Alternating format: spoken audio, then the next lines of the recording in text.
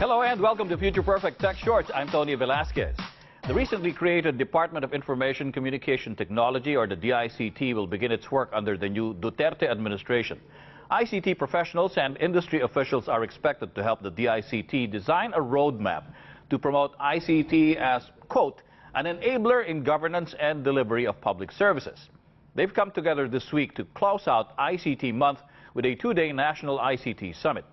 This summit has the theme, Transitioning E-Governance to the Next Administration. And to discuss with us that transition and the goals of the ICT industry is Undersecretary Luis Casambre of the DOST's ICT Office. Usec, thank you very much for coming to the show. Yeah, you're most welcome, Tony. Thank you for having me. When you talk about the goals of the ICT industry and, the transition to e-governance, how much work still needs to be done? Well, for sure, Tony, there's still a lot of work to be done. Over the past 5 years, we've been laying down the foundations to really achieve citizen-centric e-governance, where the goal is that services to the citizen are provided regardless of who you need to talk to within the government. It's, you want a license, you just go there, apply, and everything gets processed. Okay. Yeah. But right now, we still see that these kinds of services are not available to Filipinos. Example, if you want to get a driver's license, the mere absence of a plastic card is actually what bogs down the process. Right. So there's a lot of work to be done, Tony, for sure. But for the ICTs, at least for the government's ICT program, you do have a, what do you call it? GovNet. Sure. Okay. And GovNet, tell us a little bit more about that. Well, GovNet, the idea there is to create a network for government that will allow interconnection between different agencies and being able to share information between them. Exactly to enable the citizen-centric services. Yeah. And GovNet is supposed to be launched this week. Well, yeah. What's being launched this week? Actually, we've been working on GovNet for the past 4 years. Okay. Like we laid down a fiber optic network here in Metro Manila, connecting 80 of the national government agencies. Okay. We're now moving out into the government centers nationwide. So I think we've identified 7 of them. So now we're already laying down fiber in those government centers of government, we call them, which are now connected back here to Manila. And because of the new administration, dapat ang center of government nyo nasa Davao. Well, Davao actually has a fiber optic network. They already have it? Yeah, they do. So expanding outside of the Metro Manila area to 7 other areas outside of that, outside NCR. Right. Okay.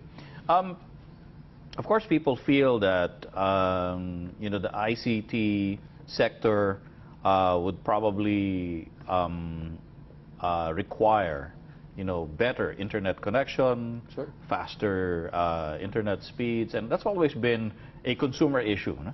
Correct. And especially now that the telco assets of San Miguel have been bought by Globe, NPLDT, and Smart, that people are expecting that, hey, there's got to be an improvement now in the internet service for Filipinos. Is that also something that the ICT sector should expect within this administration? Oh, absolutely. Yeah. Absolutely, Tony.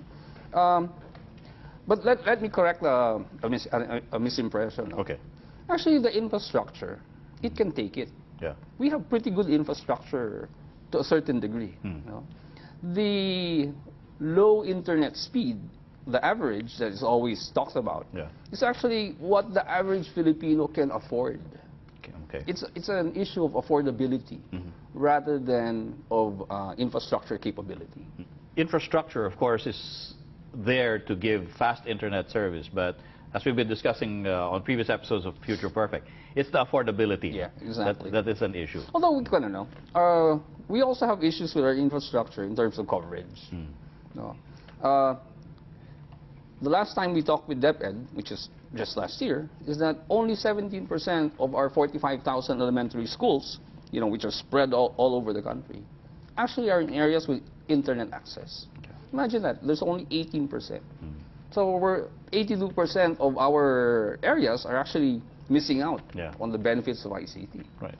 Yeah. So something has to be done to actually increase the coverage. No? Oh yeah, So absolutely. the telcos are pointing to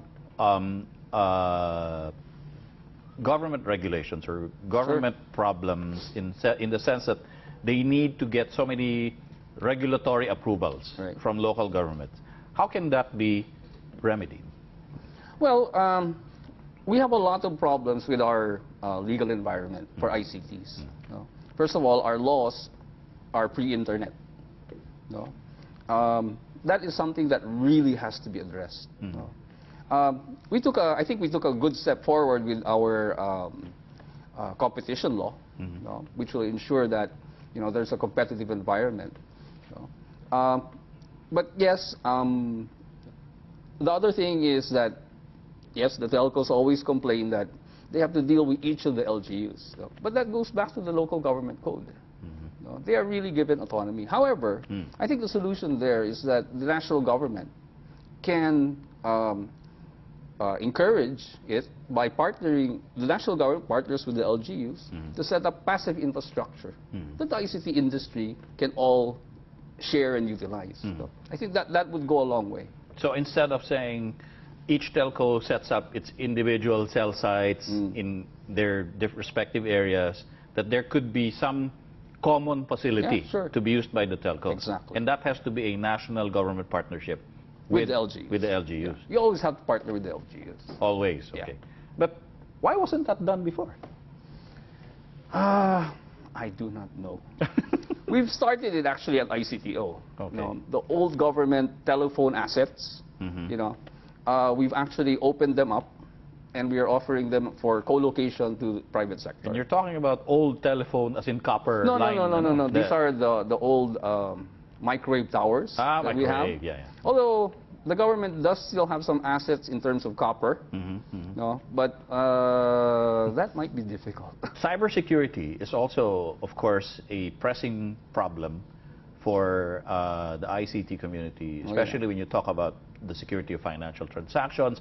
We've seen what happened to the Bangladesh Central Bank and the resulting controversy. In terms of cybersecurity, how prepared is the Philippines to deal with threats to our cyber infrastructure? Well, let me just say that we've taken steps. There are steps being taken, and we're moving it forward. A few months ago, the President Aquino actually signed an executive order creating the Interagency Committee for Cybersecurity. 2 weeks ago, or I think that was last week, we held a workshop for all the government agencies to set up their computer emergency response teams, which is an important part of cybersecurity. The attendance was outstanding. I think we had 100 agencies in the workshop. So I think that the first step of awareness, that's taking hold already. Of course, there's a lot of work to be done. Well, awareness, of course, and preparedness is something else. Sure. And with a kind of, like we do have a cybercrime, anti-cybercrime law. Right. Do we need more legislation on top of that to protect the ICT industry? No, I don't think so. We should work on what we have now. These laws are very recent, so it's a matter of implementing them as envisioned. But that will take time. So, the ICTO actually has created, under the Administrative Order 39, signed by President Aquino, it requires all of the national government agencies to be hosted within the government web hosting service, which, of course, which we put in state-of-the-art security measures. Of course. All right. The issue of Filipinos being digitally connected. They say there's a digital divide. A lot of Filipinos still don't have access to, say, smart devices that can connect to the internet. Maybe the mere fact that smartphones are still expensive. But is that something as a goal that the DICT or government regulators, government planners can look into to make these devices more accessible to common? Sure. Yeah. Actually, we have several programs right now. No. One program that we have project is the Tech for Ed, which is technology for economic development. And that's teaching computer literacy Exactly. to Filipinos. Exactly. But that's not exactly putting the hardware at their disposal. Well, if you consider now that smartphones, some can cost you even less than 2,000 pesos. Okay. You know, they're within striking distance. Already. Yeah. You feel that that is already a reachable goal for them? Oh, absolutely. Maybe our bigger problem is that a lot, even though they have a smartphone, you know, no internet access. No, let's just say they have internet access. You know? They're stuck on, you know, social media. Rather than using it for productivity you know, increasing productivity, or maybe getting a better deal by doing online e-commerce, or doing research on, let's say, how to better produce make your farm produce better. No? Those are also part of the digital divide, no? Wherein you don't maximize no, everything that ICT has to offer. And that's because Filipinos, or some Filipinos, have different priorities. By way of, you know, accessing information or pulling information from the internet. No? Now, one of the goals, I think, of course, of the ICT industry is to find out how ICT can help in, say, productivity nga, and not lose precious hours when you're stuck in traffic, commuting. How feasible is it for the ICT industry to actually make, you know, parang telecommuting or working online possible for Filipinos? We see that being done a lot already. Already? Yeah. We have about, the last estimate we had was, we have about 1 million online workers. Not the ones in the multinationals. No? These are the people who are actually working at home, working online for... self-employed. Yeah, self-employed. No? And then we're also running these programs we call the rural impact sourcing, no? Wherein we go to the towns and teach them about working online, the opportunities that they can have there. The theme, of course, of the ICT Summit, as we did say at the beginning, is transitioning e-governance to the next administration. And would that mean, of course, necessarily making sure that there is continuity in the programs already started by the DOST, ICTO, and all the attached ICT agencies? Sure. We're actually already in deep in preparation of transition reports. You know, which basically turn over to the next administration. This is what we've done. This is where we are. This is what we think you should be doing next. But of course, that's, you know, it's at their discretion. Sure. And there are things that I suppose are projects that were in the pipeline that may be offered to the next administration? Sure, absolutely. Can we talk about that a little bit? Well, they're in the planning stage, you know. Still in planning. Some I can't speak of yet. Without giving a specific details, as an overview, what would the target be of these projects, the ultimate goal for these projects? Of course, our vision is to see that ICT is used for education, ubiquitously. You know? That will require a tremendous amount of bandwidth. That will require a tremendous amount of investment by the government in, let's say, the computer laboratory. Although, actually, the government has been investing. The problem is the connectivity. You know?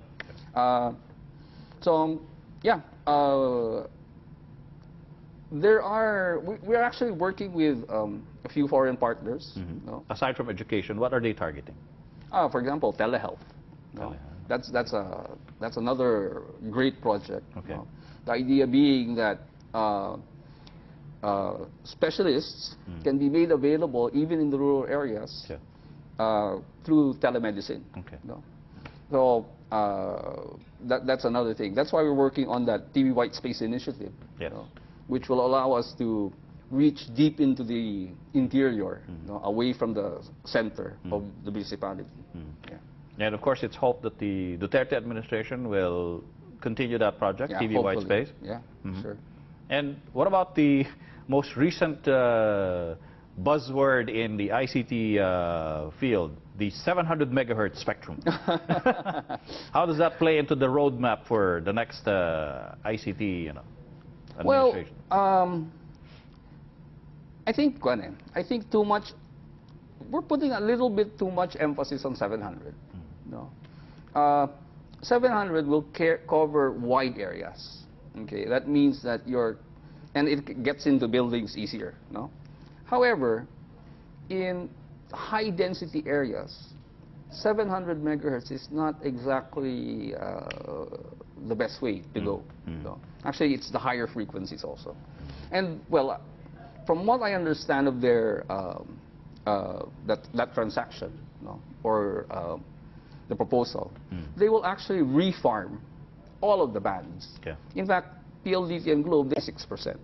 There's still a 33% that's supposed to remain with the government to farm to a third player, if ever there will be one. And a third player, do you feel that will improve at least services in the ICT industry? Because we've always talked about a duopoly, and they were hoping a third player would come in. Oh, sure. Yeah.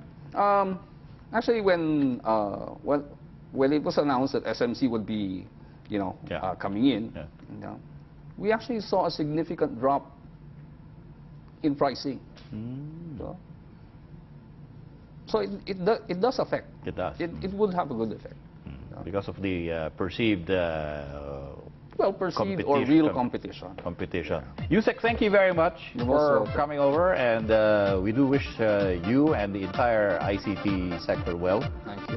For the next 6 years. We'll see what improvements can be done as well for the ICT industry. Thank you, sir. And coming